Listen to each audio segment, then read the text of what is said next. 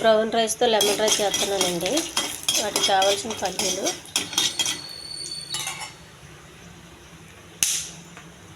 కొద్దిగా అల్లం అండి. లెమన్ రైస్కి అల్లం అయితే చాలా బాగుంటుందండి.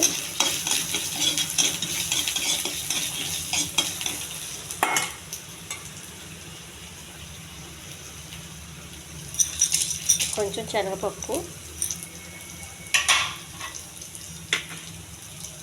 కొద్దిగా పొట్టుతో ఉన్న పప్పు అండి ఇది. కొంచెం కరివేపాకు,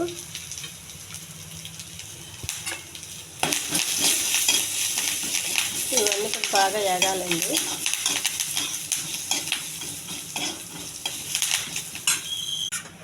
కొద్దిగా పచ్చిమిర్చి అండి, అవి బాగా వేగినాయి.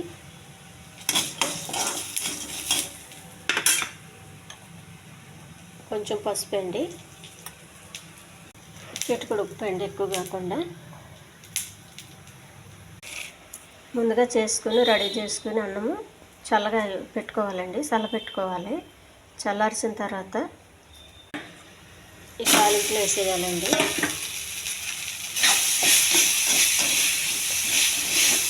ఈ ఛానల్ నచ్చితే సబ్స్క్రైబ్ చేయండి, షేర్ చేయండి, లైక్ చేయండి. చాలా రుచిగా ఉంటుందండి ఇలా చేయడం వల్ల. బ్రౌన్ రైస్ కదండి, మన వైట్ రైస్ కన్నా బ్రౌన్ రైస్ చాలా బాగుంటుంది.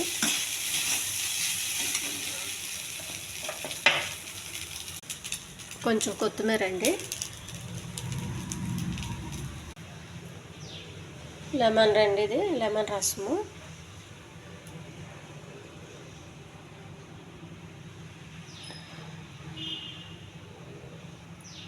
ఈ రైస్ చల్లగా అయినాక వేయాలంటే ముందుగా వేస్తే చేదొచ్చేస్తుంది.